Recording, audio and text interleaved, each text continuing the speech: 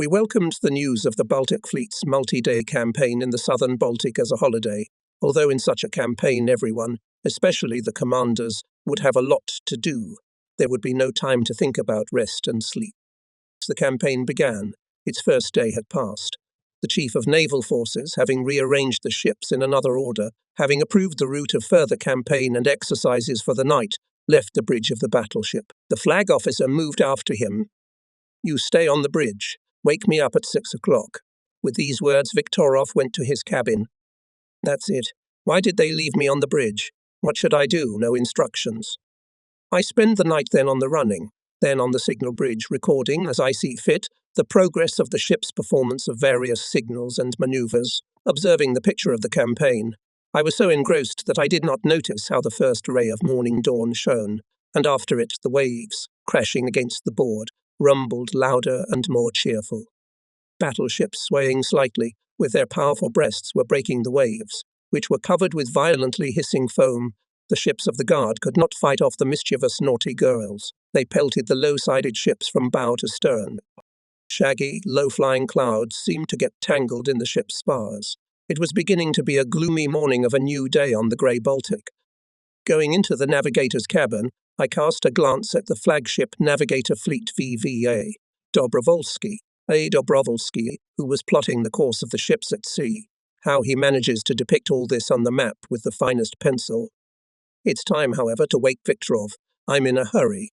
Opening the cabin, I see that he has already shaved and is going to the bridge. How are things up there? I give him my notes, reporting the marching order and our place for 6.0. Then I follow him to the bridge. The ships have been awakened. Duty on the headquarters reported to the Chief of Naval Forces about all the events of the night. Viktorov immediately began to give orders. All night, destroyer Engels did not observe the established distance, and now instead of 12 cable meters kept at a distance of 20, on a bearing of 10 degrees more. Can't you handle him? Raise the call signs of the destroyer Engels with cannon. As soon as the call signs on the rack reached the place, a blank shot rang. The Chief of Naval Forces loudly announced his dissatisfaction with the actions of the destroyer. Transmit to the destroyer Uritsky. I draw your attention to the poor discipline of darkening. In one of the starboard cabins for a long time was not closed porthole. Light was burning.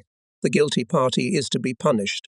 Comrade on duty, how did the destroyer Kalinin act in the watch? Not bad. Not bad, but excellent. Raise the call sign of the destroyer Kalinin, and the signal flagman is satisfied with the actions in the patrol. So the Chief of the Baltic Sea Naval Forces, with a firm hand, brought order. By 12 o'clock the day had broken. The clouds dispersed. The clouds thinned. The autumn sun was pleasantly warm in places sheltered from the wind. The shores had long ago disappeared. The navigators were shooting the sun with their sextants, determining the place in the sea. The signal "Show your place at 12.0 was raised on the Marat. That's a Comrade Andreev. Dobrovolsky addresses me. Would you mind writing down some bearing in my book? With pleasure. At exactly 12 o'clock, the artillerymen will measure the distance to each ship with a rangefinder, and you and I will take the bearing and get an accurate picture of the marching order.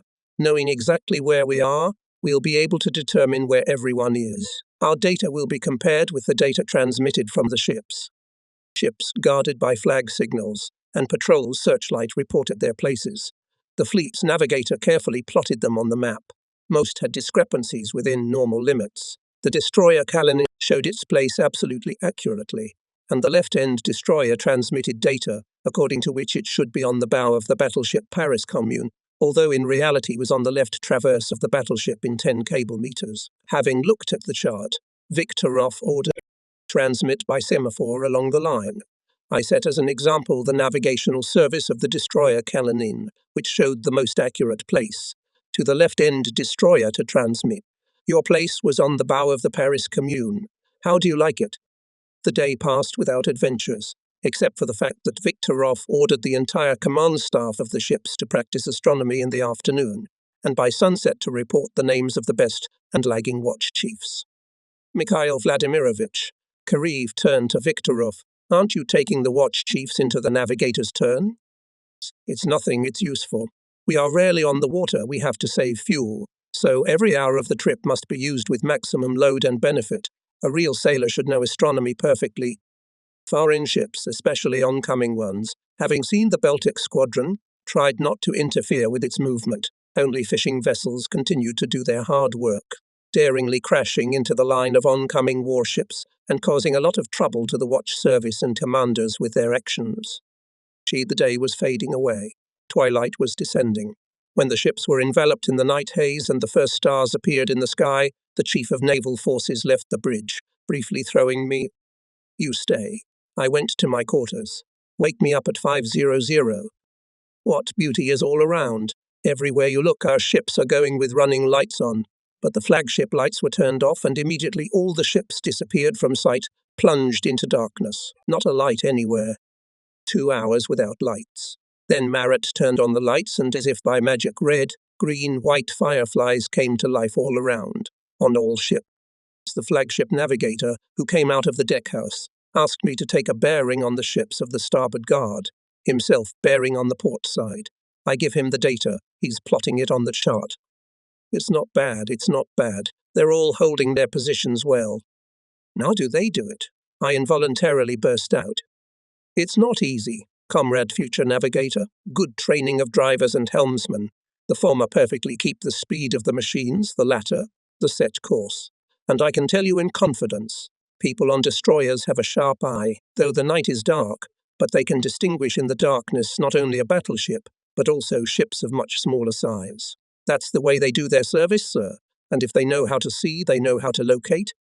Having learned about my intention to enroll in special courses of command staff improvement in the navigator's class, the flagship navigator began to involve me more and more often to help, to write down the time and counts of the taken heights of stars, or to work with a sextant. It came to the point that he allowed me to plot on his route chart, though with a barely visible line, the bearing for determining the place on the coastal signs. Viktorov saw our alliance and did not hinder it. At night in the navigator's cabin, some special business-like coziness. The ship's clock ticks frequently. The lag counter clicks evenly, counting the distance travelled. The gyro compass course indicator sings its song. The automatic course plotter buzzes busily. The habitual navigator's ear detects the slightest changes in the ship's course and speed by the rhythm of working instruments. On a small table on an electric stove is a kettle. Navigators, especially at night, do not mind to indulge in tea. A glass of hot navigator's tea, as they say, of extraordinary strength, drives away sleep and fatigue. It's past 5 o'clock, soon to wake up the commander. Suddenly the door suddenly opens and Viktorov appears in the deckhouse. So much for wake me up at 5:00.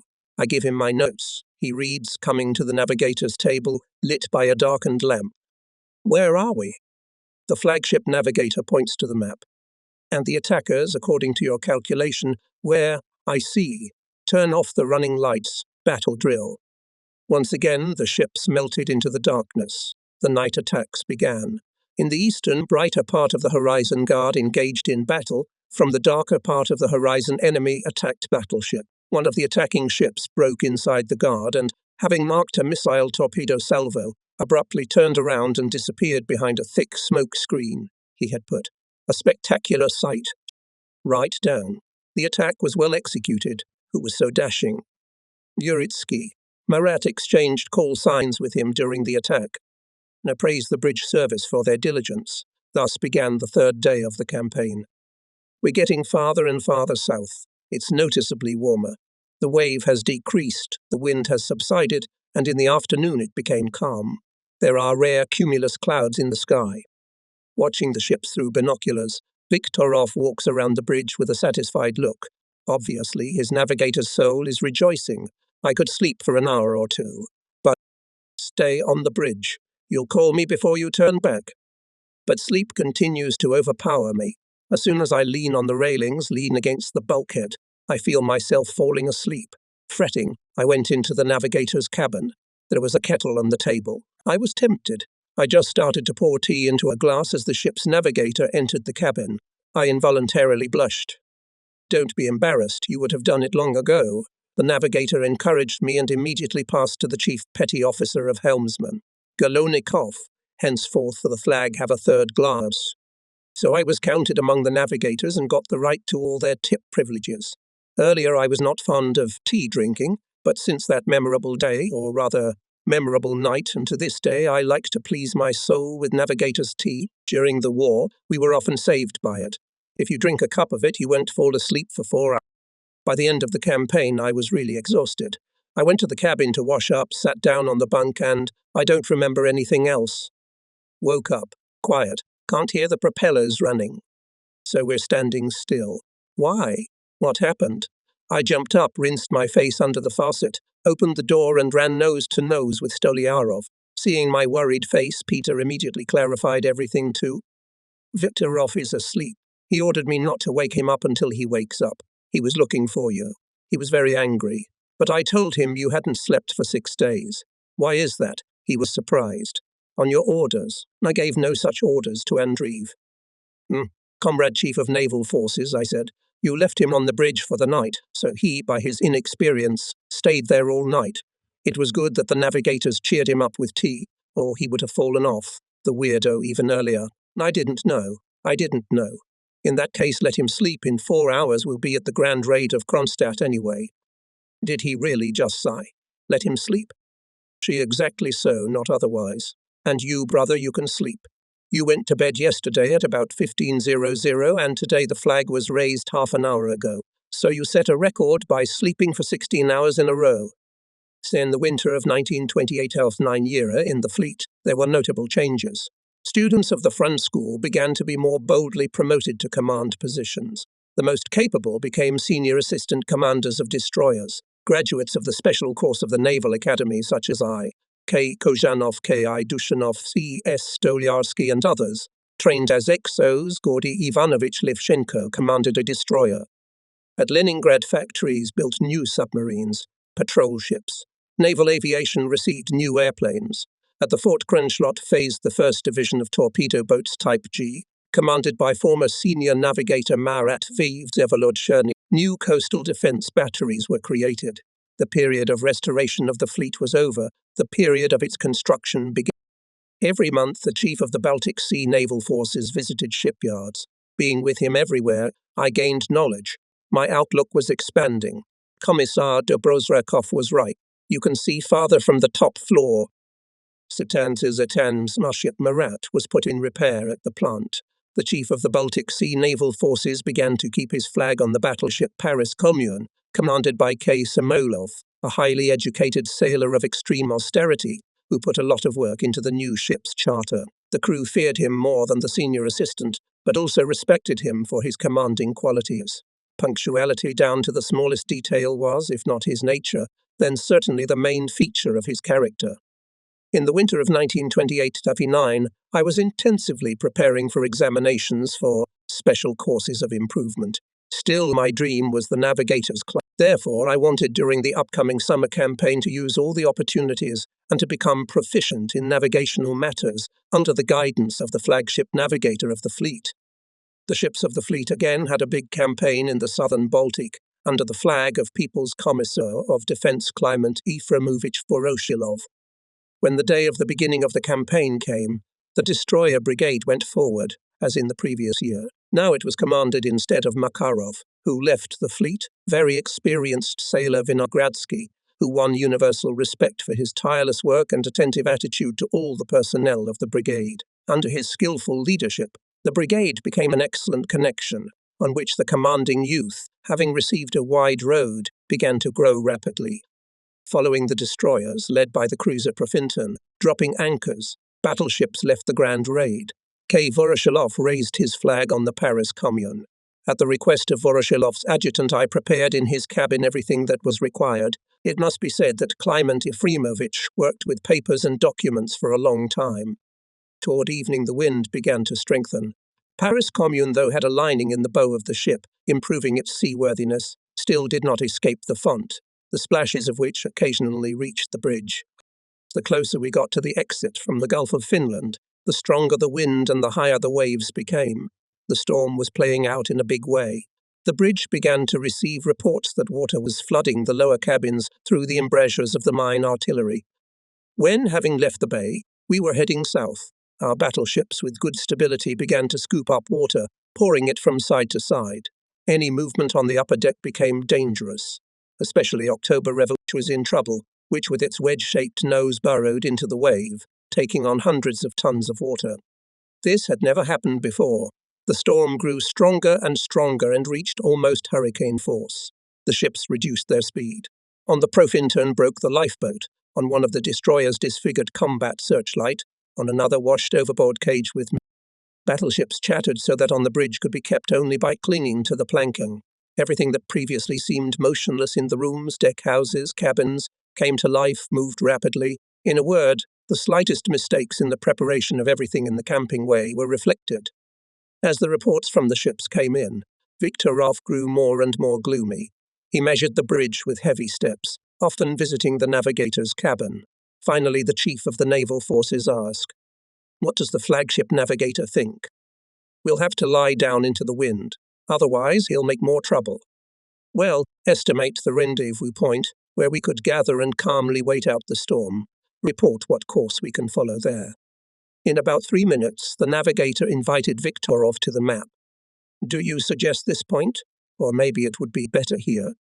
"I'm sure that the first point will be better in all respects and closer for everyone." "All right then. First is first. Transmit an order through the duty officer at marching headquarters. Get a receipt from each ship to be sure of acceptance. Announce new course." Signalers started to work with their searchlights. Radio operators tapped the keys of radio transmitters. The ships laid down on a new course leading to the rendezvous point. At once it became easier, so the rocking decreased. It was dawn. We, together with the commissar of the ship, Keshots, ran along the leeward side of the upper deck to the stern to see what was going on in the cabins. Everything was normal in Viktorov's cabin. The diligent messenger had locked all the drawers of the cabinet's desk and bureau. He wrapped everything inclined to move independently, razors, ashtrays, vases, in towels and put them on the bed. Stoliarov and I were in a terrible mess in our cabin. Night shoes and my weekend boots floated on the surface of the water. The drawers of the closet and the desk jumped out of their nests and were ready to dive into the warm waters. My notebook with integrals and the wisdom of higher math was also floating in the water. Peter was not in the cabin. He was on the worst terms with the rocky weather and was fleeing from it. I fished out everything that was free-floating, closed and secured everything that was necessary. I walked down the lower deck to the bow of the ship. Warm water walking everywhere. The bilge men, the commanders living in the cockpits, are pumping, scooping, squeezing water, remembering the storm in all the declensions of sailing times. Having reached the bridge, I reported everything in detail to Viktorov. Soon Kliment Efremovich appeared on the bridge accompanied by Commissar Keshots, shaved, trim, simply, as they say in Russia, a young man, but with a stern and concerned expression on his face. Comrade Viktorov, where are we going?" To the north." "And how can we go to the north? We should go to the south." "My comrade People's Commissar, the storm forced us to change course. I decided not to disturb you. My comrade Viktorov, the regulations are the same for everyone.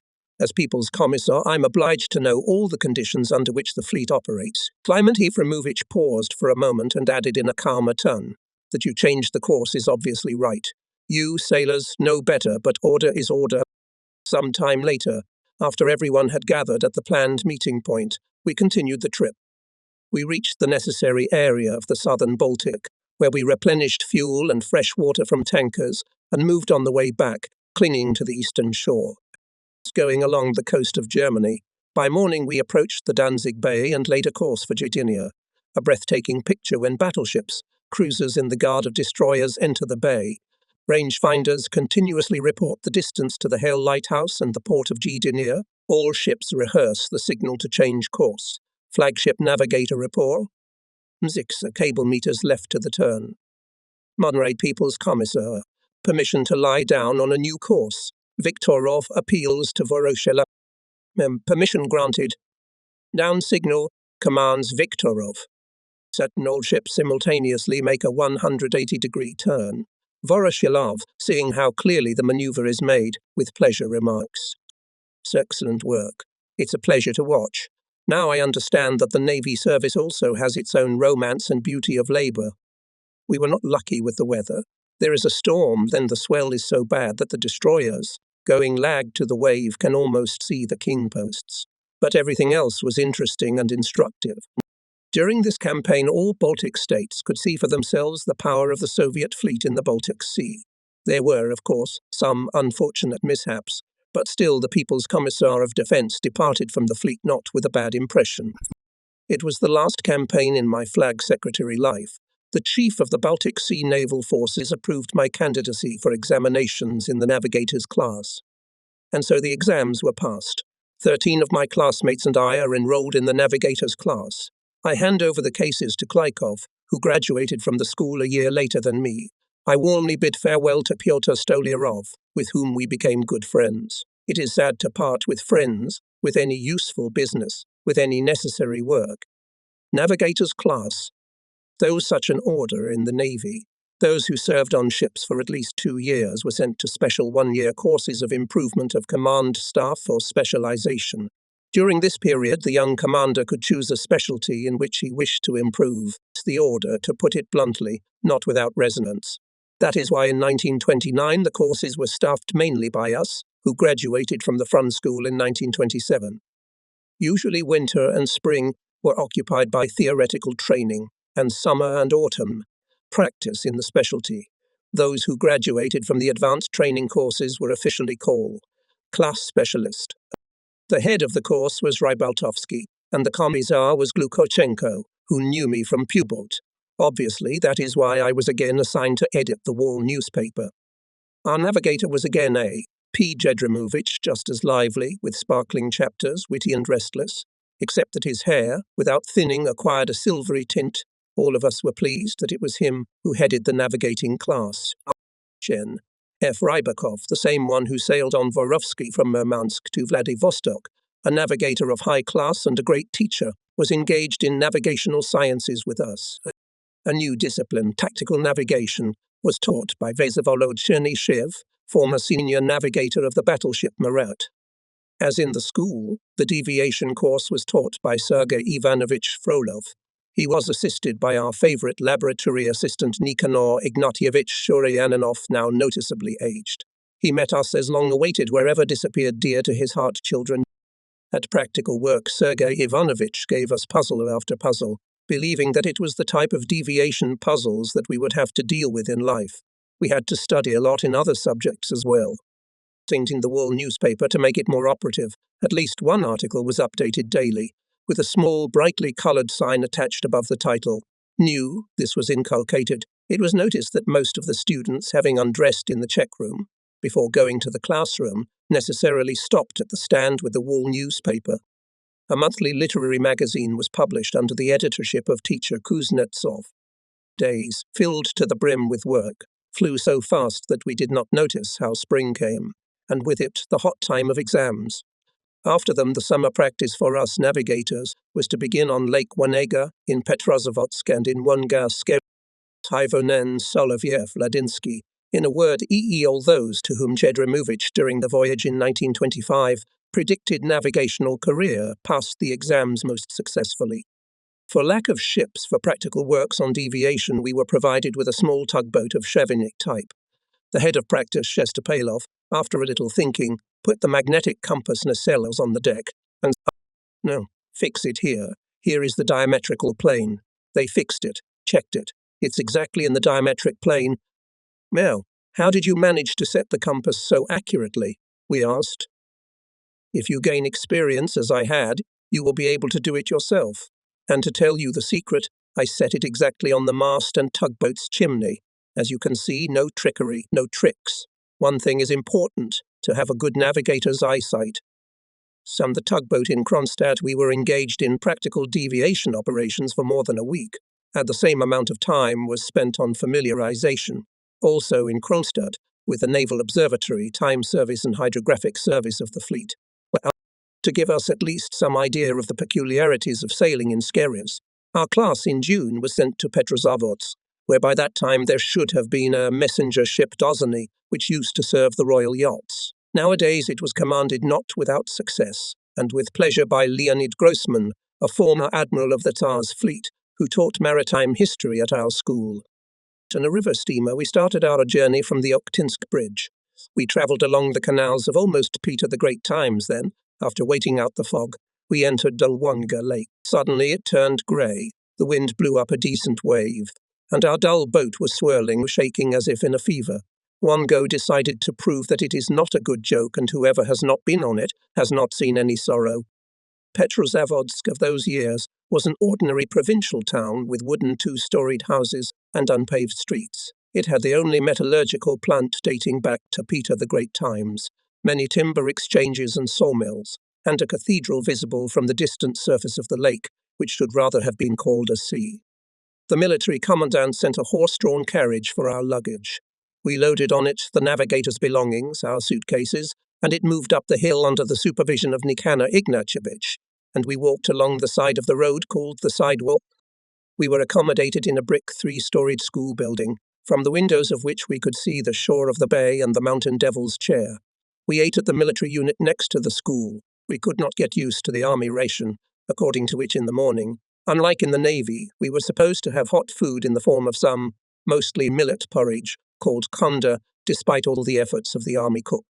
The first 2 days were spent on equipping one of the classrooms for working with nautical charts, a room for a warehouse of navigational equipment with the proud name Laboratory of Navigational Affairs, and turning the third classroom into a wardroom.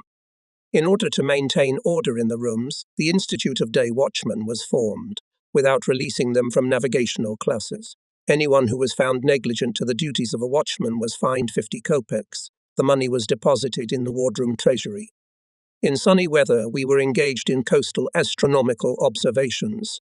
We made a hydrographic survey and measured the territory and water area of the port, then about 10 miles of the most rugged coastline, and 2 6-hour yawls delivered for us. We passed up to 20 miles a day. The schooling we had received at the preparatory and higher naval schools came in handy. A lot of time was required for processing of astronomical observations and cameral processing of survey materials. Even Nikanor Ignatievich sometimes persuaded us to go for a walk in the evening. The watchman has arrived. Tomorrow morning we will leave for Waniga Skerries. We had no other skerry area. We were sent to Waniga Lake to get practice of skerries navigation, to get a good hand at describing fairways. Following the recommended courses, we had to look for and sketch natural channels, notable places, everything characteristic that can ensure safe navigation in the absence of navigational fencing. The work was interesting and exciting. More than once we remembered Gedrimovich's words about how it is necessary to see the coastline with a navigator's eye, not to miss anything. We worked only during daylight hours. At night we anchored outside the recommended fairways not to interfere with the ship's traffic. After dinner we did not leave the wardroom for a long time. We listened to stories of the head of practice Lepko about how he had sailed in the skerries, and Grossman, who in the school seemed to us an odd old man, but in reality turned out to be a very interesting man, a great storyteller. Landscapes in skerries are very peculiar. An infinite number of small, large, humped, flat islands, bald, bare-headed islands, as if they had just surfaced. Some of them had time to cover their bald spots with grasses and bushes, and the very ancient ones bristled with dense forest, blossomed with colourful mosses. In the mirror water clearly reflected, and granite rocks and forests, and unknown where the clouds running. It is so quiet that if a leaf or a blade of grass falls, you can hear it. On the bridge you can hear the measured breathing of the working bottom, the clanking of the stoker's shovel throwing coal into the voracious boiler furnace. One could hear the cook's fiddling with the impressive copper pots and his prods to the galley worker. Everyone on the ship began to talk in a low voice, as if afraid to frighten away this shy silence. We reached Kijum before dinner and froze, amazed by the unprecedented beauty of the wooden cathedral. The commander heeded our requests. We anchored as close to the island as possible. It would be sacrilege to pass by. We climbed and examined everything possible. Those who could sketched it. Misha Soloviev, the only one from the pass who had a camera, made a lot of pictures. After Kizhi we had Shlishkera, then clear water, and we arrived to the final point of our route, to Bear Mountain. In those years it was really a bear corner.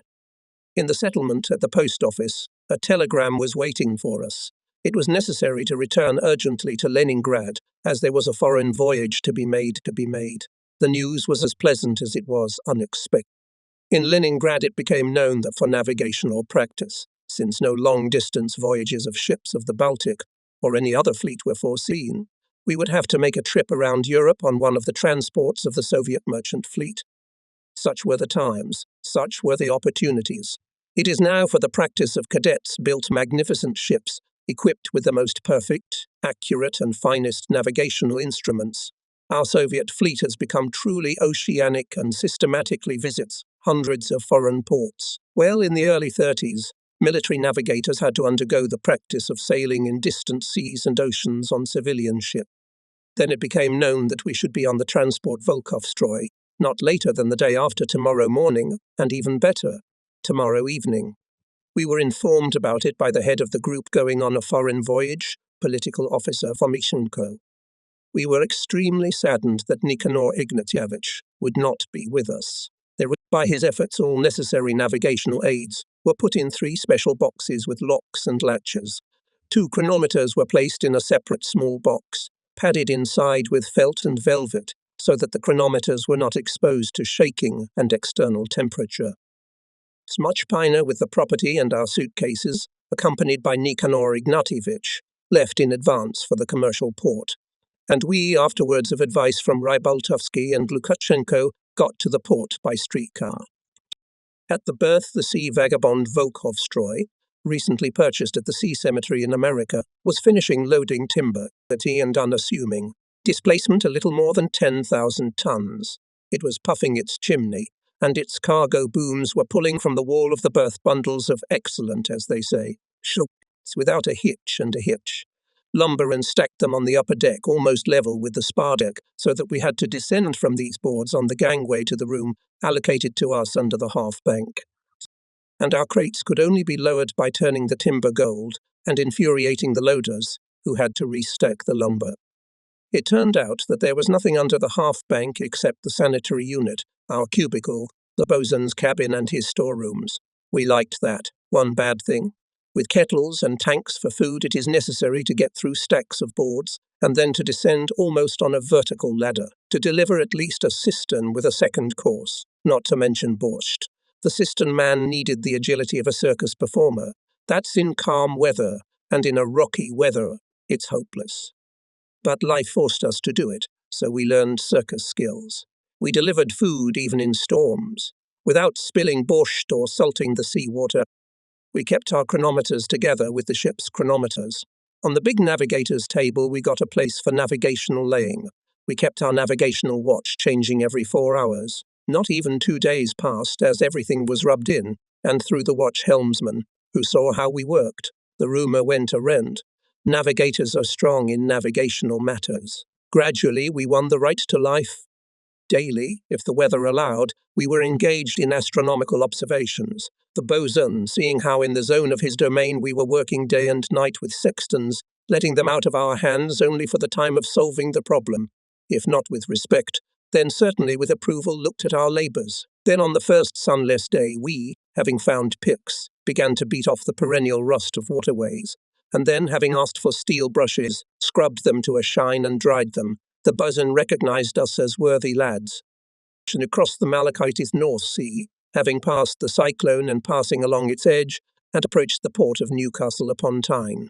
We are perplexed why we do not enter the port, but stand, as well as 2 other transports, on the roadstead. Navigator, called the captain of the Volkovstroy, Karklin. How much time is left till full water? 3 hours and 10 minutes. So we'll have time to have lunch before the port gates open. The tugboat won't come for us before then. What's a gate in a harbour? We can't figure it out. Well, we'll live, wait and see. Having paid tribute to the creation of the ship's cook, everyone hurried upstairs. The binoculars passed from hand to hand like a baton. A tugboat appeared from the harbour gate. When it came, it took our ship by the nostril and, smoking furiously, led it to the port. At first, Volkovstroy helped it with its car, and when there were 500 metres left to the entrance gate, it stopped, handing over its fate completely to the tugboat. The harbour area was divided into several harbours, each of which had its own sluice gates, only less massive than the main entrance gates, which had the task of protecting the port in a storm from the fierce waves. This was so all over England, except where there were deep water rivers that allowed ships to enter even in the lowest water. We used to think that dockers were labourers who worked on the docks repairing ships. In England, a docker is a longshoreman at a commercial seaport. After going through customs and border formalities, the crew was allowed to communicate freely with the shore. The town of Newcastle upon Tyne is small. As it usually happens in other countries, the central part of it is more beautiful, more comfortable. The outskirts, where the working people live, are not well maintained. The houses are smoky, resembling one another. People live a hard life there. It is rare to meet someone with a smile on his face. Children, left to themselves, play on the roadway of narrow streets. We saw a strange moving structure in the city, with the light hand of our classmate Fadeve dubbed this Naval bus tram. Later we learned the real name trolleybus.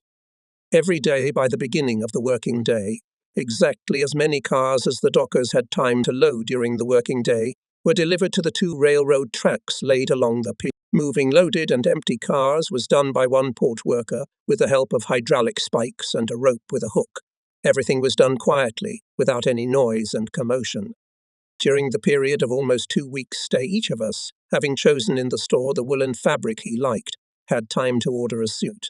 When the orders were made, it became known that the Volkhofstroy was going to London to receive sugar. We all sighed bitterly about the disappeared opportunity to buy the outfit in London itself and not somewhere else. To refuse the order would have meant losing half of its value. We couldn't afford it. In London, the Volkhofstroy was put on the Thames below the city, near the Black Buoy, on 2 barrels, like many other ships. It was possible to get ashore either on one's own dinghy or for a fee on a carrier's dinghy. Barges with cane sugar were brought up to the Volkhofstroy, and the dockers got busy loading. The cargo assistant of the captain accepted the cargo and watched over the order of loading works. All the days of anchorage in London we visited its sites. We admired the treasures of the National Museum. This true pride of the British visited the Naval Museum on a sailing ship on which sailed and won Admiral Nelson, in the Town Hall, at the Royal Palace during the changing of the guard, in Hyde Park. One evening, when we were sitting on the half-bank, smoking Kepston from our pipes, the usually silent Mikhail Soloviev suggested, "In 2 or 3 days, the sugar epic will be over. Shall we go to the zero meridian? At the same time, we'll compare chronometers and determine their corrections according to Greenwich precision time clocks. What do you think?" The proposal was universally welcomed. Besides, a lot of people had run out of the currency fund, and there was nothing to do in London without it. The next day, without exception, everyone went to Greenwich. The observatory is like a castle. It is surrounded by a high stone fence. Near the entrance, on the fence, a huge dial with a second hand, according to this clock, as it was explained to us in the observatory, and to make a comparison of the chronometers we brought. So there is a proposal to celebrate a historic event, our stay on the Greenwich meridian, which literally lies under our feet, proclaimed Hevonen. "Dear Sasha, you forgot about the dry law declared in our fraternity," reminded someone. "Let me finish," begged Hevonen. "Document it. To do this, ask Misha Solovyov to use his camera. Always ready. Stand on the meridian in a group and without lean faces." While we were standing on the meridian, Solovyov managed to click half a film. Then we photographed the track of the Mikhailovs, Datsyuk, Kulikov and Soloviev, on the lawn under a mighty oak tree. The photo was called Bears on Greenwich. From London our way lay to Copenhagen. Volkhofstroy was to take the cement kiln for the Novorossiysk factory and other cargoes. Having accepted a pilot in the strait, we entered the port in the afternoon. Already from the deck of the transport one could notice the amazing neatness of the whole territory of the port. No sooner had the customs officers and border guards completed their formalities than laundresses appeared on the ship. Our underwear was the work clothes of stokers. It was embarrassing even to hand it over in such a form. When the boatswain saw us writhing about, he strongly recommended that we should not hesitate to wash everything dirty, down to our socks and handkerchiefs. "Nowhere in the world do laundry better than here," he assured us. 2 elderly laundresses were invited into the cubicle. Each of them wrote down the name of the surrenderer and what exactly was given to the laundry. 3 days later, we received the laundry in a splendid stick. White shirts starched, all holes sewn or darned, all buttons and hooks sewn on. When we asked him where the Soviet embassy was located, the first Dane not only gave us a detailed answer, but also escorted us to the door. We liked the Danes very much for their friendliness. At the embassy, we were met as relatives. They helped to arrange excursions around the country to visit museums, places of interest, connected us with public organizations in which there were many people who knew Russian and wanted to be volunteer guides. Sending us on a road trip around the island, the families of the embassy staff prepared a lot of sandwiches, gave us thermoses with coffee and cocoa. We were very impressed with the magnificent National Gallery, castles and palaces, the old fortress and much more. The extraordinary care with which the fields and meadows were tended was astonishing. The highways in many places were neatly planted with garden flowers along the sides. Everywhere, especially in the cities, there were thousands of bicyclists, from ancient elders to children. Everyone was riding bicycles, leaving them unattended in special racks at the edge of the sidewalk, at stores and in squares. The evening of the meeting with the Soviet colony was always memorable. There were songs and dances, poems and stories, and wonderful tea with jam and all sorts of sweets, cookies, buns, cake. We were asked with unquenchable greed about the motherland, about everything, catching every detail, the smallest detail. People did not get tired of listening to us, poured us with more and more questions. Having taken necessary cargoes, having replenished food stocks with fine Danish vegetables, meat, dairy and fish products, we left Copenhagen at night with the expectation to pass the most troublesome part of the English Channel in daylight. The North Sea met us with a lot of choppiness, torn clouds, through which the sun only occasionally peeped through. We patiently guarded the windows in the clouds to take the heights of the sun. Alas, such windows were few. We helped the bosun and crew to clean the ship's hull from rust. When we approached the English Channel, these works, they were too noisy, stopped. Visibility decreased. Fog came.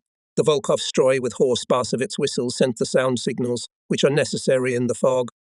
There is no voyage more disgusting, exhausting all the strength and nerves of man, than sailing in fog, and especially in the English Channel, where simultaneously and along the strait and crossing it in all directions between France and England move hundreds of ships, no reference points except for the shouting ship horns, in the chorus of which you need at every moment to be able to isolate the most dangerous for a safe voyage. The ships have additional observers. Forward lookouts are located at the ship's stem.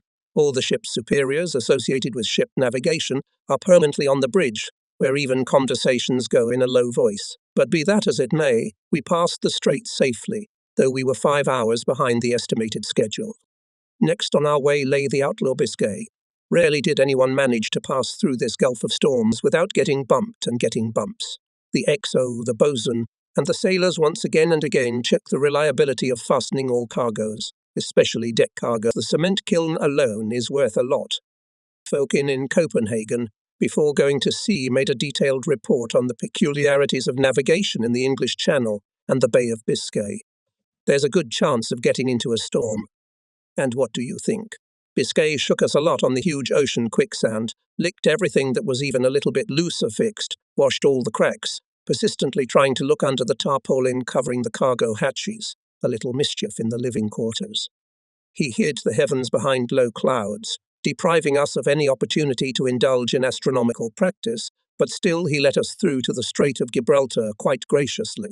This was, according to Captain Carklin's assurance, a rare grace. Apparently, to commemorate such an event, Carklin heeded our requests and set a course closer to the Gibraltar coast, so that the port and harbours, the impregnable rock, and all the sights were clearly visible. Having seen enough of Gibraltar, we all began to study hard again. We needed to catch up, to have time to complete the standard number of tasks, which was the main measure of practice. The first half of the night was stellar, and we continued to work hard. Fleeing from the stifling heat of the cockpit, we settled down here on the upper deck for the night. In the night, many of us woke up. In the pitch darkness, lightning was shining all over the horizon. Before we knew it, it was a real tropical downpour, and so it was every day until we reached the Aegean Sea. There, the weather happened all kinds of things. Sometimes the sea just spoiled us with its mirror-like surface of extraordinary blue. We exceeded the norm a long time ago. Not only that, we managed to help the crew to bring Volkov-Stroy to a decent appearance for Odessa. Our ship was already entering the Dardanelles as a dandy, washed, cleaned, painted and well-groomed. The crew was happy, and the bosun was the most satisfied. His face was smiling. Here is Istanbul. We anchored. Carklin went to the Softdog Flot Agency. A barge with water and provisions was brought on board. The ship is being boarded by dozens of traders who came by boat. You can ask them anything you want and it will be delivered. We had to fight off the traders with fire hoses. It worked. They kept their distance. 2 hours later, the captain returned in the darkest mood. Instead of Odessa, Volkovstroy goes to Poti. A barge with coal and Turkish loaders was brought on board. Our ship was immediately covered with coal dust. All the labours and efforts of the crew were lost. And here Volkovstroy is already going by the Bosphorus, angrily smoking. Having said goodbye to the pilot, we enter the Black Sea and, sticking to the southern shore, follow the set course. We arrived in Poti without any adventures, but what to do next? We have neither money nor travel documents. We barely scraped together enough to send a telegram to our superiors. A day later we received a reply. The first passenger steamer to leave Sevastopol, where you will receive further instructions. Thanks to the captain of Volkovstroy, who entered our situation. We were fed until the arrival of the passenger steamer, and a kind-hearted cook gave us a sack with food for the road. For more than 3 days we waited in Poti for an opportunity. Finally the steamer arrived. Fomichenko went to negotiate with the captain.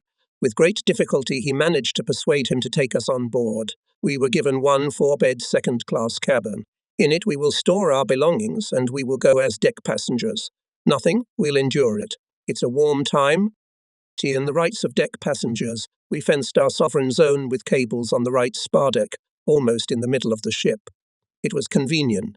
Lie on the bare deck and admire the beauty of the Transcaucasian and other shores. By evening Fomichenko gathered us in the cabin. There is a thing with meals. Serestricha requires a deposit. I offered him to take my suitcase as collateral. He won't take it. I had to agree to pledge the navigator's property. The boxes will be sealed with the captain's personal seal and deposited with the cargo assistant. I asked the captain to inform Sevastopol about our arrival. So we were taken on allowance in the ship's wardroom. Back on Volkovstroy, there was a party meeting devoted to the results of navigating practice. Fomichenko, as a group leader, thoroughly analyzed everyone's work. In Leningrad, we got 3 days for personal business. First of all, they washed themselves in the bathhouse, then slept well. And in conclusion, we told our wives, relatives, friends, and acquaintances about everything we saw on the other side of the border, about how we lived. On the appointed date, we came to the course.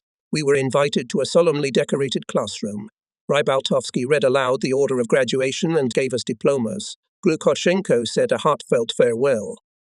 In the formation office, everyone received a leave ticket and a prescription where to arrive at the place of service. My prescription read, Battleship Marat, to the position of junior navigator. Finally, I will serve on a ship. In the second half of November, after a vacation, having stowed some luggage in a small suitcase, through Oranienbaum I arrived in Kronstadt to a new place of service, on the Battleship Marat. It turned out that the battleship was in the dock. I got there. The old boy is standing there, shrinking as if from the cold, with extinguished furnaces, frozen bottoms, with a ruptured belly. They are changing the underwater hull plating. Maratish, thy friend, always cheerful, strong, but now like a seriously ill man on the op. Staying at the dock for repairs does not decorate the ship, and the crew is gloomy. Have you ever seen a ship under repair singing, dancing, watching movies? I never have. At the dock the ship is dead. Everyone is in a hurry to do the necessary work, to breathe life in. During dock work, food is cooked on shore in camp kitchens. All sanitary matters are also done on the dock wall. From rivets, drills, hammers, there is such a rattle, as if you were sitting inside a huge iron pipe, and sledgehammers of different sizes were pounding furiously on it. In all the passages on the deck there are dozens of air hoses. The ship is entangled in a web of temporary electrical wiring. You can neither pass nor step in peace. I asked the watch commander, "Where's the commander?" "No commander, the chief navigator is in charge. He lives in the cabin next to the military commander." I left my suitcase in the watch commander's cabin and went to introduce myself to the senior navigator A.A. Romanovsky. My knock on the door was followed by a loud answer. "May, come in." Mesekenrad Vice Commander, Junior Navigator Andreev arrived at your disposal. "Hello, Comrade Andreev. Have a seat. My name is Andriy Adamovich. I sailed in the Pacific as a navigator on the Admirals of Oilo, now the Krasny Vimpel. You'll be introduced to the personnel of the navigating unit by Chief Petty Officer Gololnikov, the commander of the helmsman's section. Do you know him? Absolutely. All the better. You'll have to command the personnel of the small sector group. You'll take the personnel of communications, torpedo boats, household staff from the appropriate specialists. Your quarters are in the warm corridor next to the mess hall. Take things, people. Get into the situation of general repair. I ask you to follow the equipment of the lag shaft and the central navigational station, where the newest electric navigational instruments and gyro compass Sperry goods, the last masterpiece of the American company Sperry, will be installed. All instruments are under your supervision. Although Marat was in a long repair at the factory, a huge part of the work was carried out by the ship's personnel, stripping off rust, old paint, cleaning the hull by hand with iron brushes, priming with driftwood, and in tanks with cement. These very labour-intensive and infernally difficult works fell on the shoulders of the crew. All forces were thrown on cleaning and painting of holds, interbottom compartments, external underwater hull. We worked in 2 shifts, 12 hours a day. Each combat unit received, in addition to its rooms located above the second bottom and neighbouring interbottom compartments, they had to be handed over ready before leaving the dock. The work was accepted by Maratov's Spilgod and Chief Petty Officer Maidanov. He could not be fooled. Not a single mistake could escape his experienced eye. Housekeepers presented a number of rooms for delivery. Maidanov rejected. They had to do the work at off hours again. They held a Komsomol meeting, at which the defaulters were wiped with sand. Some were brought to Komsomol responsibility. Between the services included in the group of small sectors, organized a competition for the best quality and early completion of work. Together with my subordinates, I am breaking rust and old paint with all my might. And so every day, all hours of the shift, if any of the guys allowed carelessness, negligence, fellow workers immediately took him in such a turn that the second time such a thing was not repeated. Without commanders knew how to instill, how to behave and work. It is very important to educate a person to be responsible to the team. Secretary of our Komsomol organization, commander of the Department of Signalers Paramonov in the work was not tiring, did everything with passion and diligently. His example was the best school. To encourage the guys, I joined him in the competition. I had to puff and sweat a lot, but the power of example worked. The task of the day was always exceeded. At last the docking works were finished. Icebreaker and tugboats broke the ice in the harbour and brought the ship to the big ship fairway. The battleship moved to Leningrad at a slow pace. The weather was frosty and windy. The navigators every 10 minutes accurately determined the place. Formally, the icebreaker was responsible for the conduct, but the commander of a warship must always be ready to take all measures to ensure safety. We entered the Neva. It was a short walk to the plant. The whole difficulty was to be able to approach in the ice to the wall of the plant, if not in close proximity, then at the distance of the gangway length. This operation Vadim Ivanovich, helping the icebreaker with the machines of the battleship, performed brilliant. Working with alternating strokes of the left machine, he managed to disperse large ice flows, interfering with mooring, in short, not only surprised and experienced sailors, but also caused admiration of the whole crew that took part in the maneuver. There came the most intense period of repair, which, together with mooring tests, should be completed by April 15th. Each combat unit had a lot of work to do, especially the engine crew, artillerymen, and our navigational unit, where everything had to be done, and there was a little over 4 months of time, and the amount of work was enormous. Modernization work was being carried out on the ship. New, more powerful steam boilers were installed. The room of the first boiler room was now being converted into a ship's club. Such luxury was not on any ship. All means of communication, all electrical navigation equipment, all artillery fire control devices were completely replaced. Central artillery posts, navigational posts and survivability post were re-equipped. The bow of the battleship was given a more seaworthy outline and 1.5 meters high half-bank. Marat all covered with scaffolding. Reconstructed the command and long-range post. The place of the main caliber fire control. The 3-legged bow mast was reinstalled. The chimney of the first chimney was remodeled. The chimney itself, having risen to 2/3 of its height, bent sharply towards the stern. Thus, hot gases were diverted away from the rangefinders. All posts, cabins and deckhouses in the area of the foremast were re-equipped.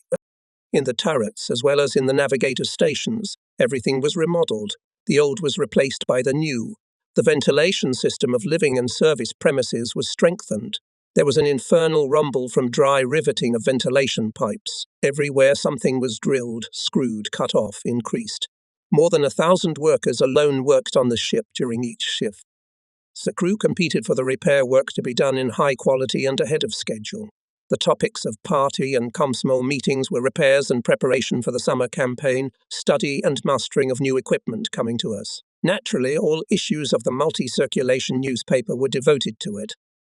I, together with navigational electricians, are on round-the-clock watch at the factory, where there is testing of gyrocompasses sent by Sperry's firm. The American side is represented by an experienced engineer. Not everything goes smoothly at the test. In a special stand, simulating the rocking and dynamic wave impacts, the praised gyrocompasses are struggling. Their technical indicators do not correspond to the conditioned. Especially scrupulous was the observation of navigator electrician Detyarev, just released from the training unit. His comments often stumped the American. Irritated and nervous, he began to argue in broken Russian that Detyarev is not a sailor but an engineer and a very good specialist. 3 months of testing went on, and we managed to get the company to hand over the compasses to us in strict accordance with the specifications. Anatoly Petrov, the navigator of the Black Sea cruiser Krasny Kavkaz, who later became the head of the Naval Academy of Shipbuilding and Armament named after A.N. Krylov, arrived at the plant after us. We have devoted Petrov to all the subtleties of the American gyrocompass test. No matter what work was performed on the ship, the crew did physical exercises every day. The exercise was done immediately after waking up, under the guidance of petty officers, experienced physical trainers. I was present without fail. One outstanding admiral of our time used to say, how the wake-up and physical exercises would go, so would the whole day on the ship. All experience of service can confirm the deep rightness of these words. When enlisted men and petty officers were done with exercise, the whole command staff, headed by the commander of the ship Ivanov, under the guidance of the battleship's physical trainer, began. Only heavy rain or blizzard could prevent it. The very fact that the ship's commander punctually, daily engaged in physical exercise, had a tremendous disciplining effect. Once again, I want to emphasize that the power of the commander's example is enormous. If he is respected, he is involuntarily imitated in everything, even in manners and dress. In turn, by setting an example for his subordinates, the commander gains and strengthens respect for himself. Often the commander's youth, especially those living in the warm corridor, after lights out gathered in someone's cabin, most often at political officers Polyakov and Didenko or in the cabin of the commander of the movement group Kamensky. Today our company came together for a light. I was late doing newspaper business and came in the middle of a dispute. What to do with the bilge of the right refrigerator? Petrishchev is a first-class specialist, a master of golden hands. He knows the ship perfectly, but he's a phenomenal netter. He dives into the bilge underworld and you can't find him there, says Kamensky. The best cure is the brig at full speed, suggests my cabin mate, artilleryman Vasily Kondratiev. My dear Vasyar, we tried full speed, but he got angry and started doing even worse tricks. Why bother with him? Write him off and that's it, says Vasiliev resolutely. It's a shame, replies Kamensky. Petrishchev is a well-read guy, the first in political classes. When he wants to, he will do everything in the best possible way. I don't know what to do with him, how to protect him. It's a growth disease. Slizkoy, who had been silent until now, retorts. What year does Petrishchev serve? Their growth sickness is there. Elementary lack of responsibility to the team. Not growth, but backwardness of consciousness. Intervenes in the conversation Didenko. Petrishchev is in his 5th year of service. Kamensky clarifies. Well, definitely a growth disease. Does not give up Slizkoy. I think the root of the evil is that the guy has long since mastered his specialty perfectly, can do more, and he is not given. You see, a man is able to create, but has no opportunity. I propose to make him the master of the right turbine cooler. It's a gamble, who objects Kamensky, to entrust the repair and management of the refrigerator to such a person. Slizky's proposal has a deep meaning, though of course the risk is considerable. Summarizes Dima Polyakov, a well-read, erudite, very delicate man who does not throw words into the wind. His opinion is always listened to. "I think you're right, Dimer," agrees Kamensky. "I'll think about it." Petrish was appointed master of the right refrigerator. He gave his word to finish the repairs no later than at the beginning of the second quarter, and suddenly began to put things in order with a firm hand. He worked like a man possessed and did not give anyone a break. The progress of repair of the right refrigerator was set as an example for others in the ship's newspaper. Kamensky couldn't be pleased. Slizskoy was rubbing his hands with pleasure and every now and then modestly reminded, whose idea was it? The right refrigerator was the first on the ship to finish repairs. Petrushchev stayed on for overtime service. He deservedly became chief petty officer. Later, in mature commanding years, I became convinced of how important it is to notice the growth of a man in time and give him the opportunity to prove himself. It is in the constant striving to achieve more, the law of forward movement, the law of perfection. More than once in my life, I remembered the instructive example of Bilge Petrushchev. The cultural chief of the ship was the House of Education, which occupied the former Yusupov's palace on the Muika, not far from the Second Baltic Fleet crew. On the Komsomol line, the pass with the youth of the House of Enlightenment established good ties. Guys from our unit were there at evenings, at Komsomol meetings. Not so long ago, we gave a promise to their next meeting ahead of schedule to fulfill the work on upholstery and painting of premises. The appointed day was approaching, and the end of the work was not visible. The evening hours began to arrive. On the very day of the meeting, everyone worked like a man possessed, without rest. We could fulfill the task only in the evening, when the bosses had already started the meeting. Two, with the secretary of the Komsomol organization, Paramonov, hastily washed and changed clothes, almost running rushed to the streetcar stop, squeezed into the car, on the move jumped off at Potsaluva Bridge, flew into the hall, where there was a meeting of Komsomol teachers. Seeing us, the chairman said, "Though late, but the sponsored ones have arrived. There is a proposal to include them in the presidium." We voted unanimously. As we walked through the hall, we could not understand why many people, especially girls, were looking at us perplexed and smiling. So the agenda was exhausted. "It remains only to listen to the sponsees," proclaimed the presiding officer. "The floor is given to the commander, Comrade Andreev." Our unit promised to report at this meeting to its chiefs about the early fulfillment of the task of the command. I began. "On behalf of the personnel, I report an hour and 20 minutes ago. We finished painting all our departments. The work was done 15 days ahead of schedule. Please excuse us for being late for the meeting. We couldn't show up without fulfilling our obligations." "Well done, guys." You can see how they were in a hurry. "All their faces are covered with dried freckles," came a voice from the last row. Laughter, applause, everything mixed up. To approve the message made by Comrade Andreev with special satisfaction. Friendly, cheerful applause. That is the end of the meeting.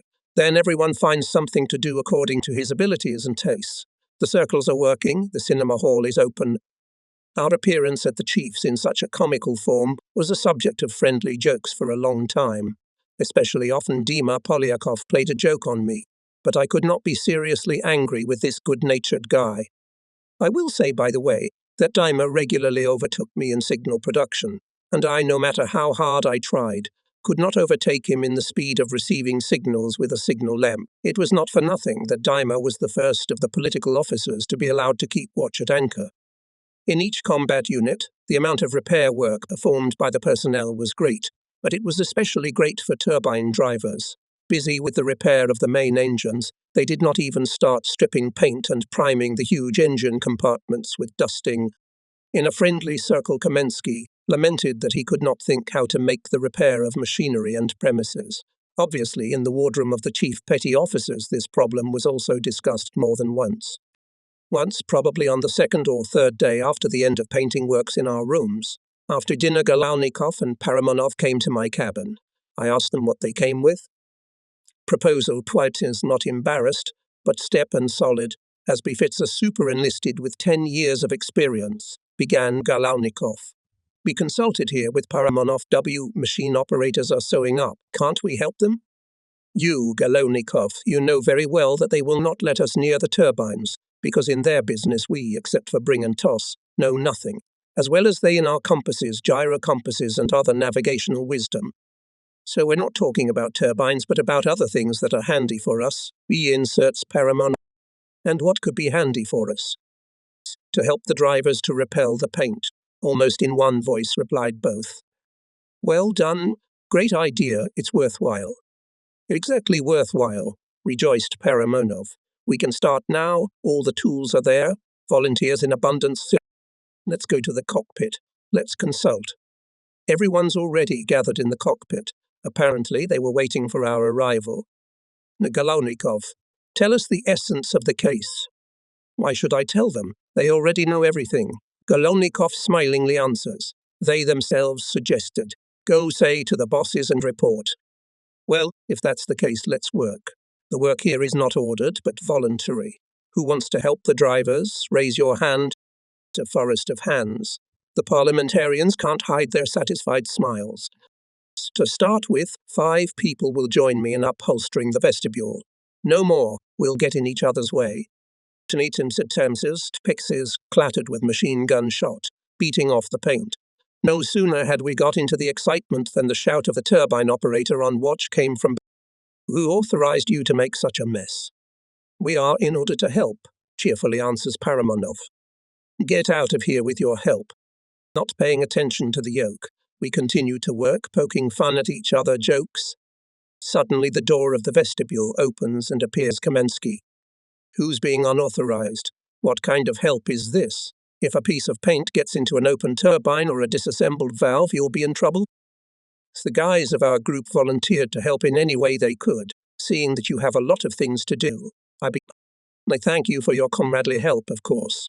But tell me, dear comrade Andreev, if the machinists with their wrenches came to your gyro compasses to help, what would you do? Nuking Kint out, of course. That's right. But taking into account your good intentions, we will not drive you away, but ask you to stop working for the time being. We'll report to our superiors about your noble impulse. If they allow it, we'll be good. You are good guys, true comrades. The machinists won't forget it forever. Thank you. Let's go, Volodya, let's report to the bosses. I got a slap from the bosses for anarchism, but they still allowed me to work. With our light-hand mutual aid, born, so to speak, in the thick of the people, went out into the wide open. It made friends and united the whole crew, which with the greatest tension and enthusiasm worked on the repair and then worked on the combat organization of the ship. In combat training, despite the long stay in repair, we even managed to surpass the battleship October Revolution, and in some indicators, such as navigational service and artillery, to win prizes in the fleet. Says communists and Komsomol members were the soul of all affairs and undertakings. At the party meetings, the shortcomings and their culprits were openly named, all good suggestions, and there were many of them, were warmly approved and put into practice. Everyone worked with pleasure and enthusiasm. The life of the ship, its interests captured entirely. They were the most important thing for everyone.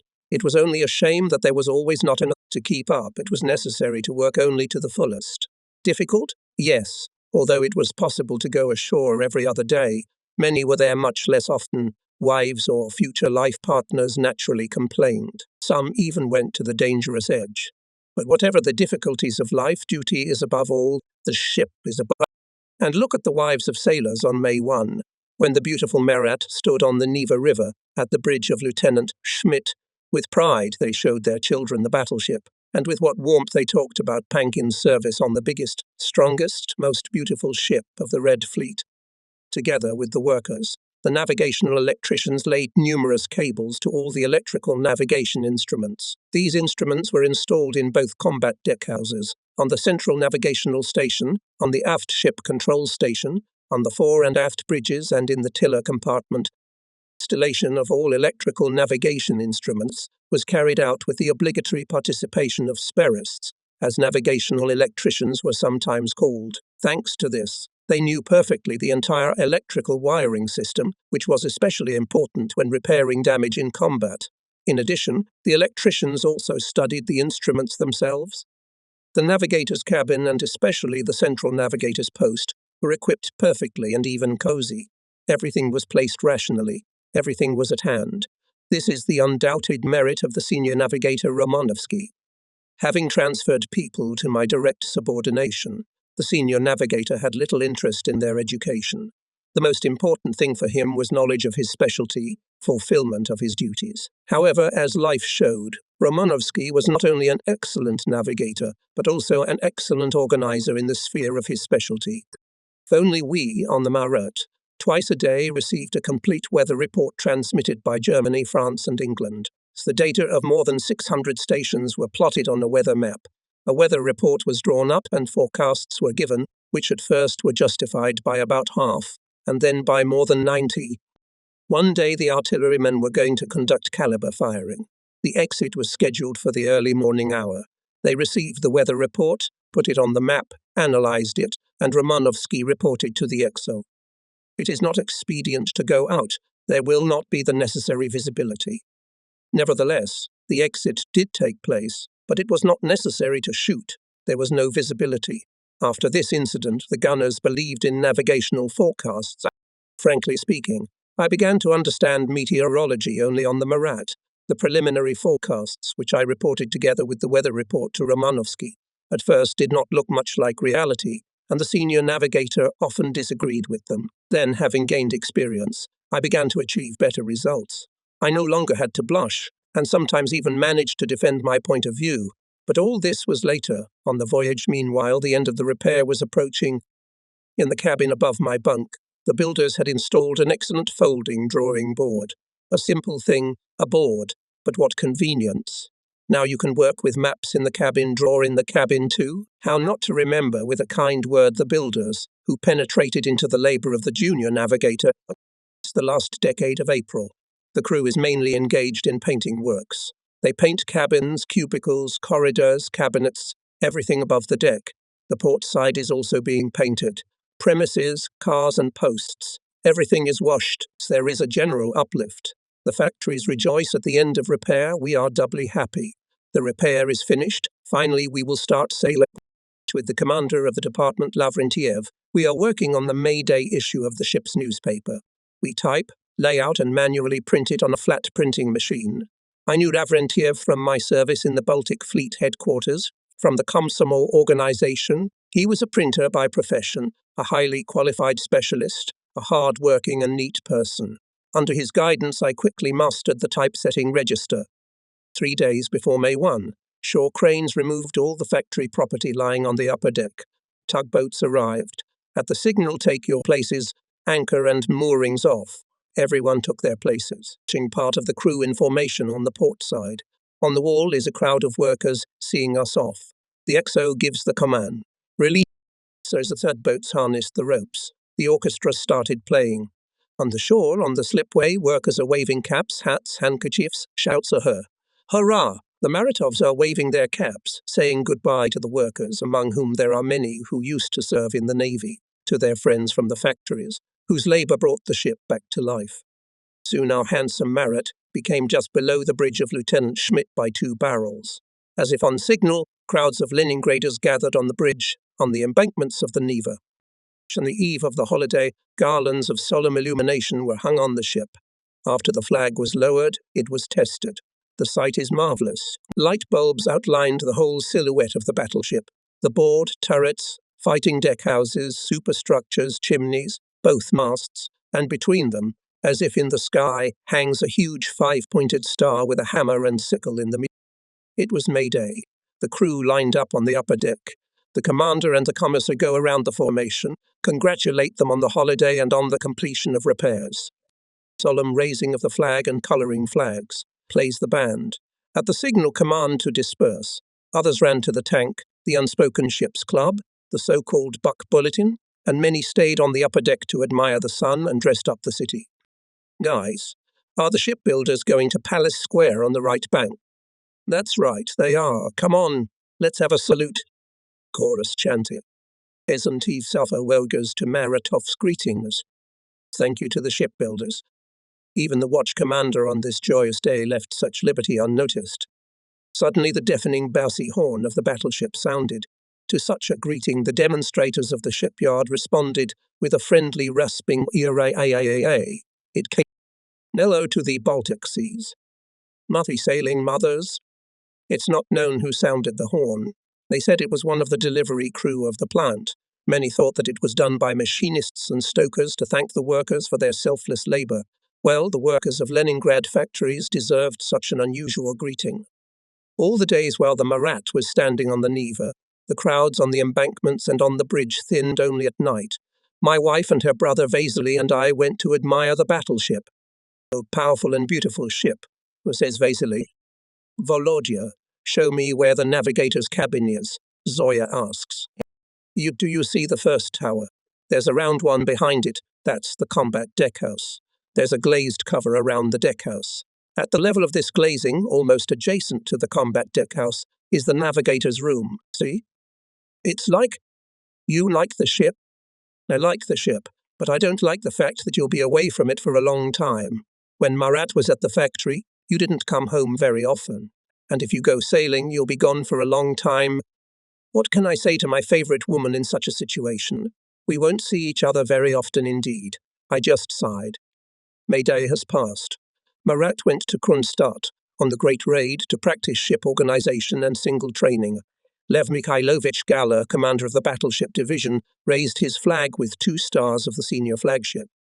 There began endless, day and night, training at battle stations of all combat units, then exercises of each unit. The matter was crowned with a ship-wide exercise under the direction of the chief mate. At that time, the XO was I.V. Kellner. Bolshevik underground, he served in the Tsarist Navy. On submarines, participated in the struggle for Soviet power. In the Civil War, graduated from a special course of the Naval Academy. Kellner had never before served on large warships. Did not know all the specifics of service on a battleship, where the number of crew far exceeds 1,000 people. The senior gunnery officer was Slava Melnikov, aka the first deputy XO Melnikov, was also a graduate of the Franz Naval School, only he graduated a year earlier than me. We knew each other well from the school, and on the battleship we became even closer. Slava at night, taking a part, mastered the firing instruments and ID the American direction finder. Both he and I always had extra screws, nuts and springs when assembling, because of which we had to start all over again. Once, when the XO was absent, Melnikov called me to his cabin. "Tomorrow Friday, you'll be on duty on the ship. I want to do a big cleaning on Saturday, according to all the rules of battleship art. You know the battleship service. You know the ship. You've got a keen eye. You do your duty as ship's officer with zeal. Do you understand why I'm making you duty officer?" "I do. I like the idea. In fact, in your towers, especially at the central post, and we navigators at the posts, not to mention the central one, everything is cleaned, but on the lower deck, in the living and service premises, we should wish for better." On Saturday, after the tea party as it was supposed to be, the big cleaning started. The upper deck was scrubbed with sand. Superstructures were washed with soap. Inside the ship on each post, in all rooms all painted was washed.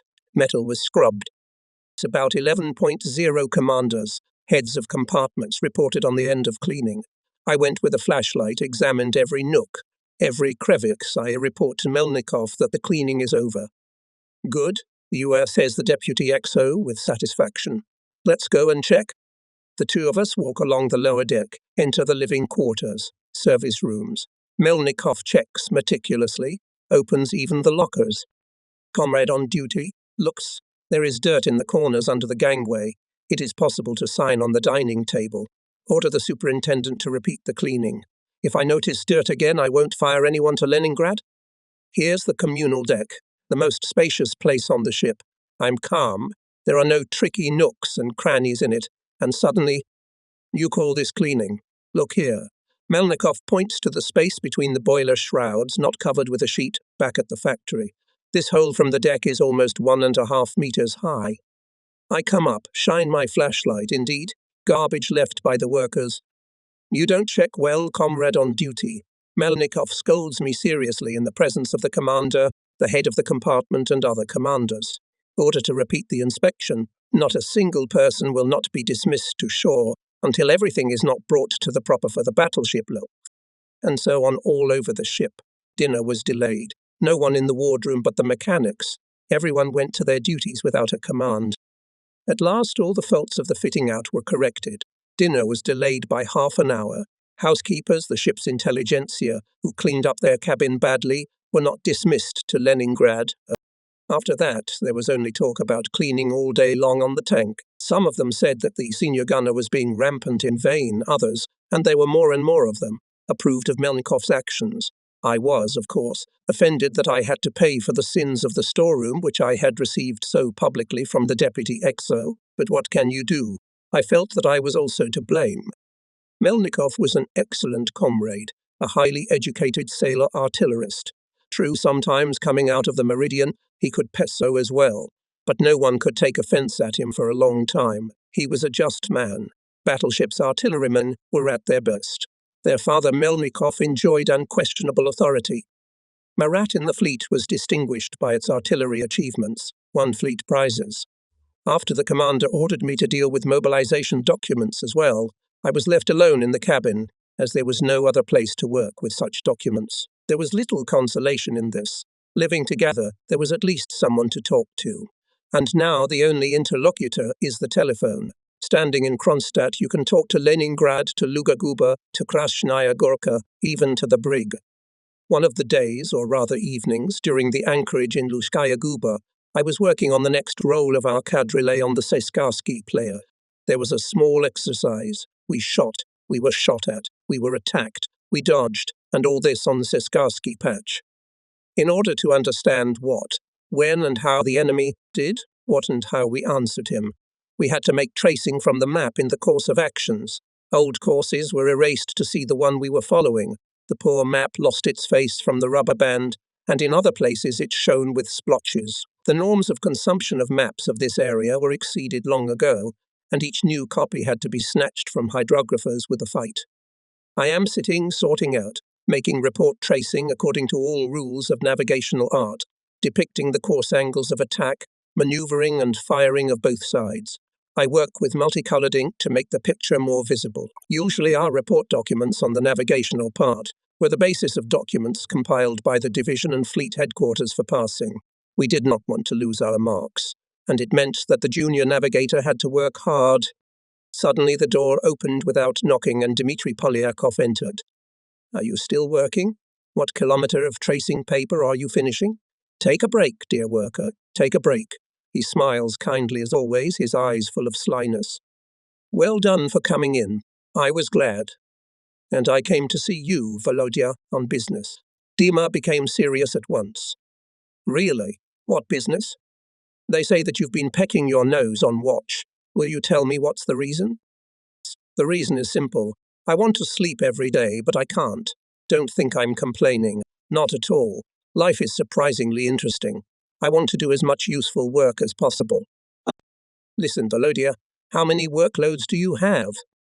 Navigator's office, commander of a group of small sectors, ship scout mobilizer, on the party line, member of the collective bureau, head of political classes with petty officers, editor of the newspaper.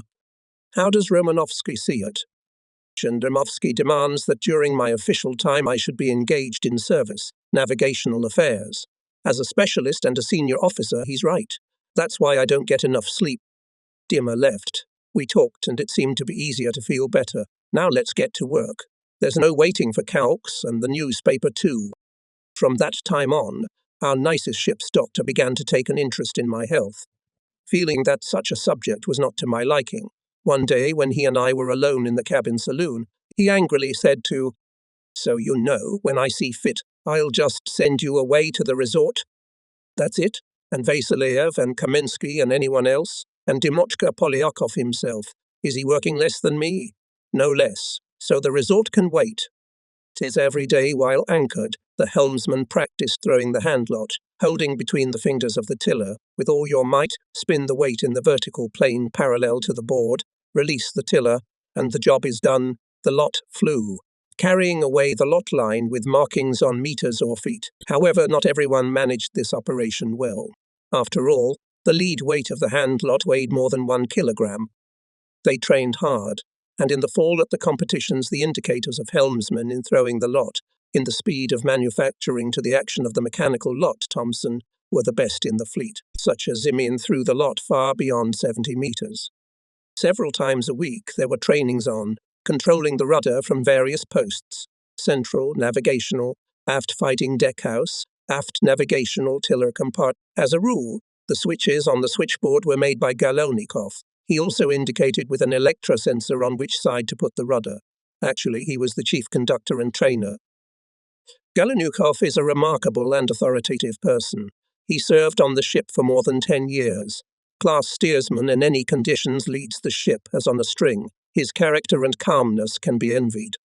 A man of great strength, savvy, strong-willed, benevolent. As a junior commander educator, he was simply irreplaceable. Teaching was his vocation, as they say, God's gift. He had tact and patience, punctuality and exactingness too. He loves his service and performs it perfectly. His subordinates, and not only his subordinates, respect him. He is a communist, a member of the collective bureau. Such a chief foreman is a faithful assistant and a reliable support. Behind him is like behind a stone wall. Each departure to the sea was accompanied, as a rule, by trainings on blind steering, as the helmsman used to say. It became a habit. It came to the point that they entered the large roadstead of Kronstadt along the narrow fairway, controlling the rudders from the lower posts. Galonnikov was the ace of his trade, ready to take control every second. He also christened sailing under control from other posts aerobatic. The helmsman had a sporting excitement. This was facilitated by the fact that in the cockpit were posted indicators, with what accuracy kept the course of this or that helmsman, though friendly but still criticism. We are standing in Luzhskaya Guba. Clear day. It is so quiet and smooth that the shores and ships can't look into the water mirror. We take off the anchor to go to the same Seskarsky plek. In the most complacent mood, I walk on the bridge, take a bearing, determine the place. Nee, junior navigator. Fog. Comes the voice of Vadim Ivanovich in the intercom. What fog when it's a clear day? Galonnikov quickly enters the navigator's cabin, closes the porthole and locks the door.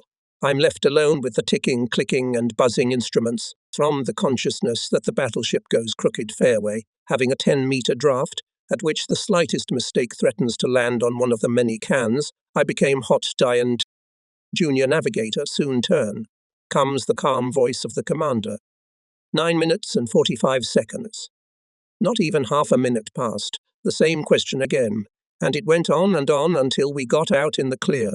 I'm sick of the commander with his endless "how long before we turn?"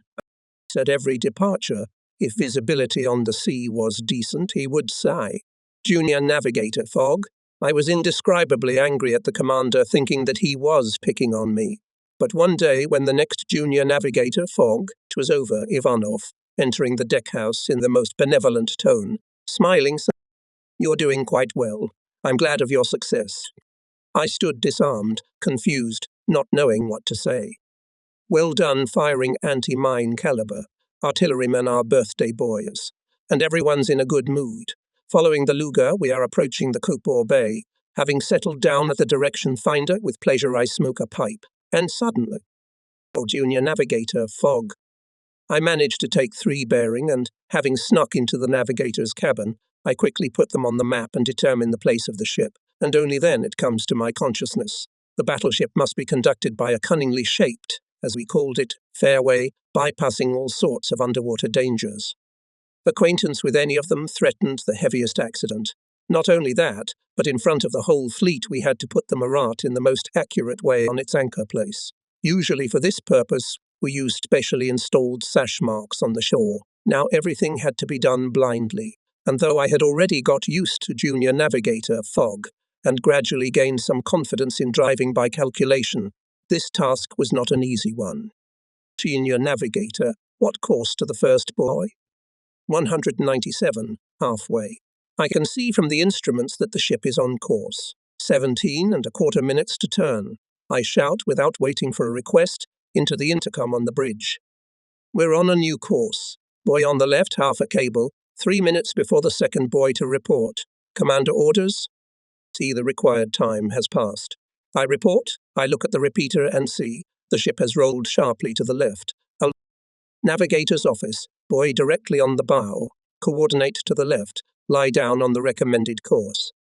The ship described a 30-degree coordinate to the left. Wind 4 points starboard. Then we'll have to adjust course. On the bridge, 10 degrees to starboard. In 1 minute, the recommended course. Ship is now on a course to the anchorage. A little time passes. I'm already unbearably hot. The most important moment is coming.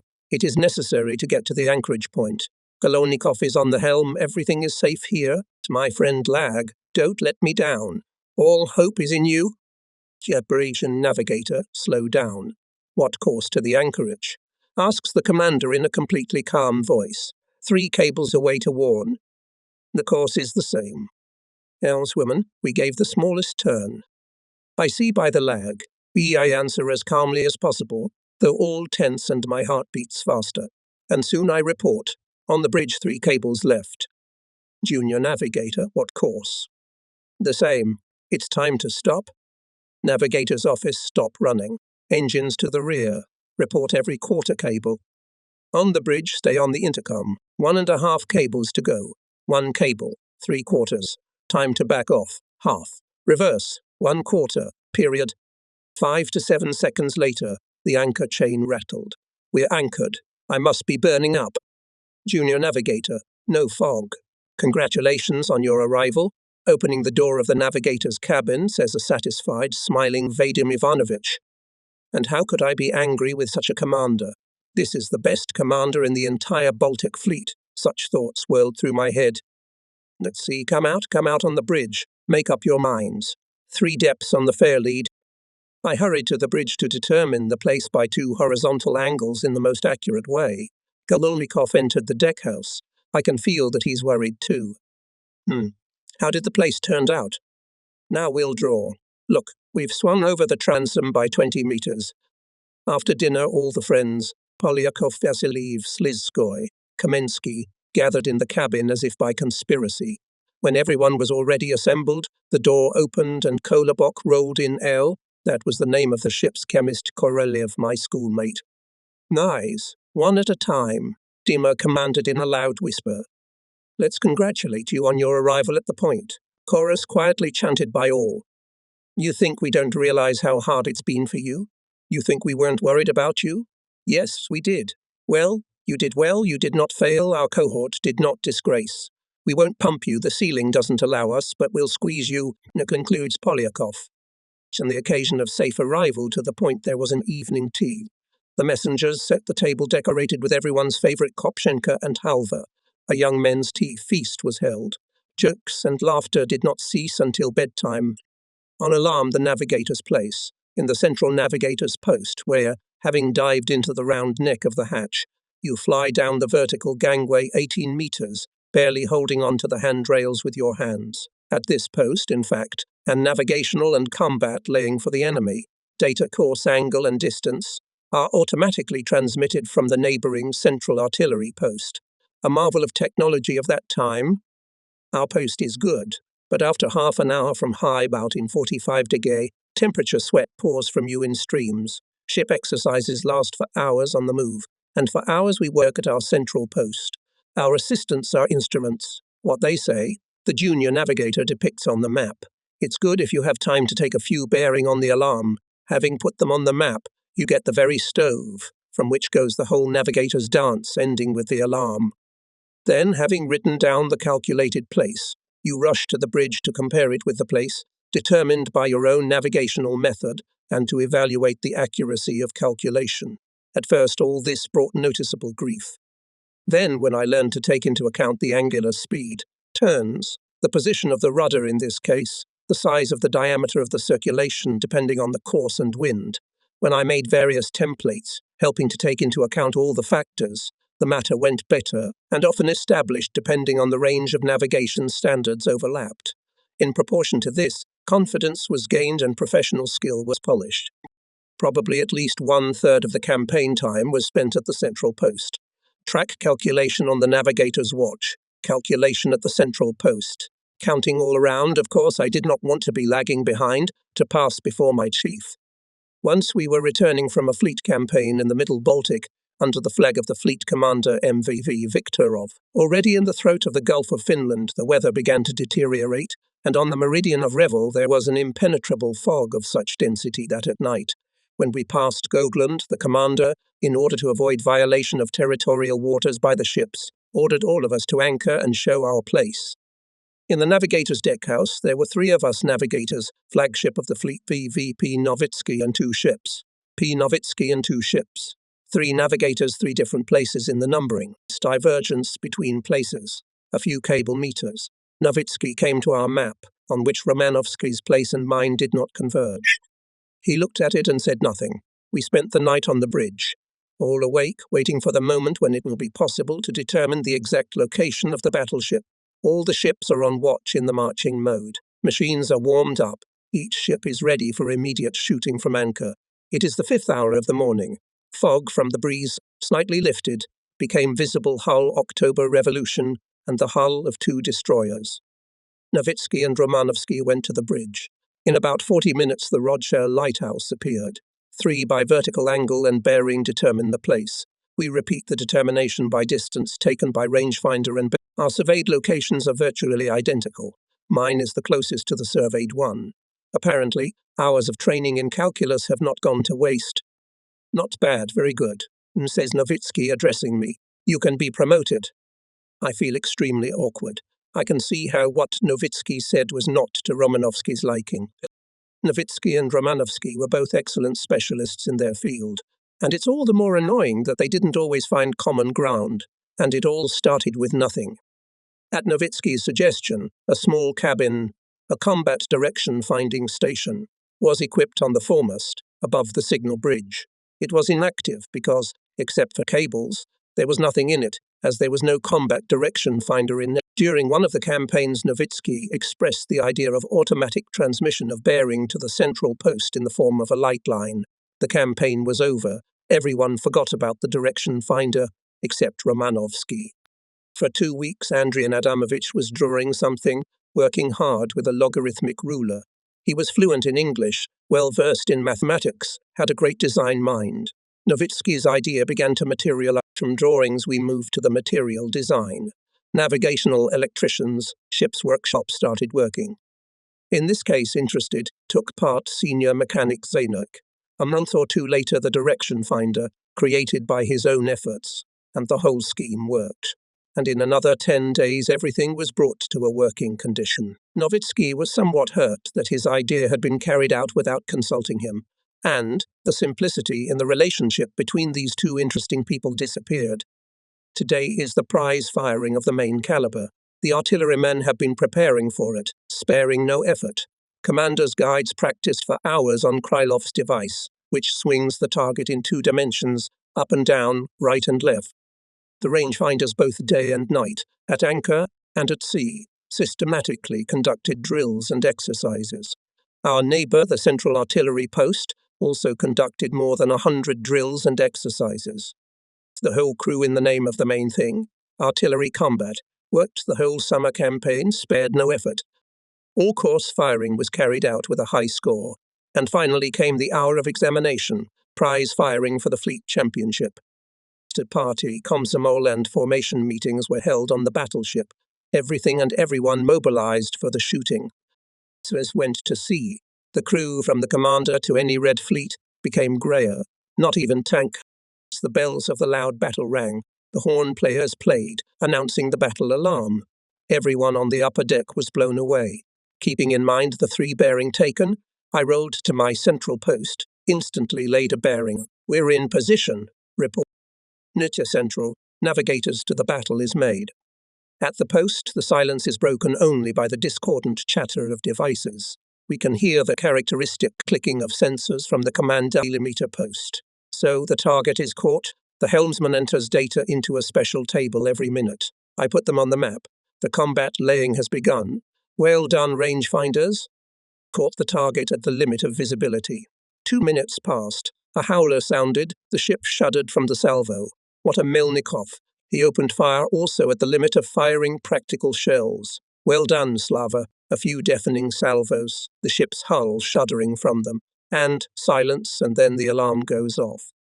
I ask the Central Artillery Posts, why did they stop firing? No target, replies the chief officer in a cheerful voice. Not yet realizing what the matter is, I take the map with a map, tables of records, and to the bridge. From the bridge I notice that the battleship goes to the tugboat, which has something dangling on the tug behind the stern. Well, show me your product, Master of Calculus. Where did the firing begin and where did it end? Asks Nowitzki in a cheerful voice. I spread the map on the navigator's table. The flagship navigator of the fleet scrutinizes the battle pad, checks with his notes in the navigator's notebook. Not bad at all, just like the artilleryman. It is gratifying that the navigator was not let down and with his score helped excellent shooting. More than half of the posts which held the sailcloth knocked down, part of the logs of the shield itself is cut. From the destroyer towing the shield, transmits Semaphore his observations of the group, recording flights and underflight. Most of the shells hit the shield or lay with small flights. It seems that the whole crew of the battleship has poured out on the upper deck and is looking at the remains of the shield with interest. That's how they've dismantled it, someone said enthusiastically and in surprise. The Fleet Commission counted all the artillery and other points affecting the firing, especially the navigational ones. Marat was awarded the prize. It was announced to the ship's crew gathered on the Ute. The ship's radio newspaper told about it, naming the distinguished ones the newspaper devoted to this event. At the meeting, the glad tidings were greeted with a powerful hurrah. Koki fed the crew with a super excellent dinner. In the wardroom, the chief artilleryman was presented with a solid cake with the inscription. The cake was decorated with chocolate shells. There were also competitions in the navigational part. 8 hours of restless manoeuvring, as we jokingly called them. Junior navigator on the signal, having determined visually the place of the ship, took his place at the central post and for 8 hours was carrying out a pad on the number of various combat manoeuvres. When I at the signal abort got out on the bridge and determined my place, it differed from the calculated one by less than 2 cables. Nowitzki, having compared my data with his own, said, "Excellent. It is necessary to promote you, Vladimir Alexandrovich." Again, he is with his promotion. I don't need it. The service is going interesting. The people on the ship are wonderful. You can't wish for anything better. Seeing my dissatisfaction, Nowitzki turned the conversation to the indicators achieved by helmsmen and navigational electricians. These indicators were much higher than on other ships. The navigational service of the Marat came in first place. Romanovsky was awarded excellent binoculars, and I received a 6-volume book of the works of V.I. Lenin. It seemed that we should be happy, but there was a worm eating away at me. One day Dmitry Polyakov came to see me. "Why are you so gloomy? We won first place, we got awards. What else do you want?" "That's right. But tell me, why does Nowitzki talk about my progress in the presence of the chief navigator every time? It bothers me somehow." Dimer had no time to answer me, as there was a knock on the door and a messenger came in. "Comrade Navigator, you are called by the division commander." Previously, Gala never called me to him. Being in the navigator's cabin, greeted me, interested in navigational matters. But now he calls me himself. Why would he do that? Lev Mikhailovich Gala was an example for all of us. He was a true knight of duty. He did not go ashore for months, and went to Leningrad once in 2 months. Everyone without exception respected his division commander for his intelligence, knowledge and respectful attitude to people, from the private to the commander of the ship. And yet, why is he calling me? What will it bring me, joy or grief? I knocked on the cabin to the commander of the division. I enter, emphasized neatness in everything. Nothing superfluous on the desk. No ashtrays. Lev Mikhailovich himself did not smoke, and he had no smokers. There are many books on the shelves, some of them in foreign languages. There is also fiction. "Hello, Vladimir Alexandrovich," says Galler affably and immediately gets down to business. "In this winter, helmsmen and signalmen for the division will be trained on the Marat. We want to entrust this school to you, especially since the ship's navigational service took the prize. How do you see it?" I don't have much experience in this kind of work. Although modesty is a man's virtue, you're making a big deal out of it. Judging by your record in the small sector group, you've had some experience and not bad. In 2 weeks' time, we'll have a young addition. Think about what you need to organize training. You can buy the missing things in Leningrad. Come back in 2 or 3 days with your plans. Do you have any questions? May I come back with all my questions at the time you specified? You're welcome. Have a good day. Before I could return to my quarters, Polyakov showed up. Well, with or on the shield? I don't know about the shield, but about the school of helmsmen and signalmen, it's clear. You see, this school is being organized right on the battleship, and Lev Mikhailovich is putting me in charge of it. I tried to explain to him about my lack of experience, But no way. The order is to report the plans in 2 or 3 days, and in 10 days to start training. Happy new addition, Volodya. Another load has been added, so you're doing well if the bosses trust you. Enough with the teasing. I resolutely stepped forward, intending to throw Dimka on the bed and wring his sides. Our fuss was stopped by the signal for dinner. We washed up in my cabin and went to the table. New Year's Eve had long passed. Working at the school turned out to be very exciting. Not only specialties were taught there, but at the same time illiteracy was eliminated. Interesting were the political classes on a special program. At work, we did not notice how March came, and then April was not far off. One of the March days after dinner, I was sitting in my cabin, reading newspapers. Suddenly there was a knock at the door. The kindest soul enters, the senior doctor. Didn't bother you.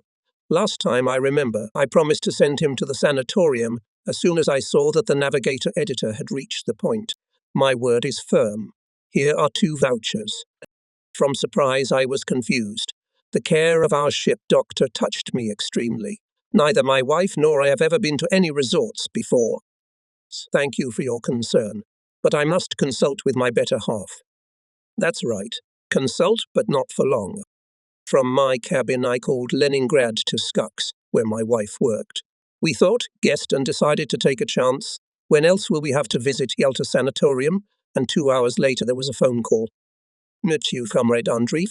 Come and see me. Why the commander needed me, I can't understand. Things seem to be going well in the sector at school, too. I'm off. I knock on the cabin. Ivanov invites me to sit down and starts without any introduction.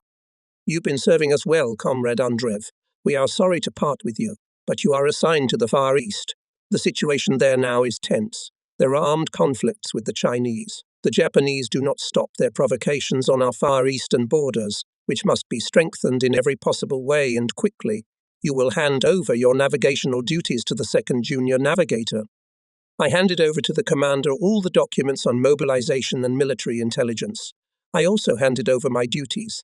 I returned to the cabin and saw a knot tied with a napkin on the desk. In the bund there was a full set of plates, a cut glass and saucer, spoons, a knife and fork.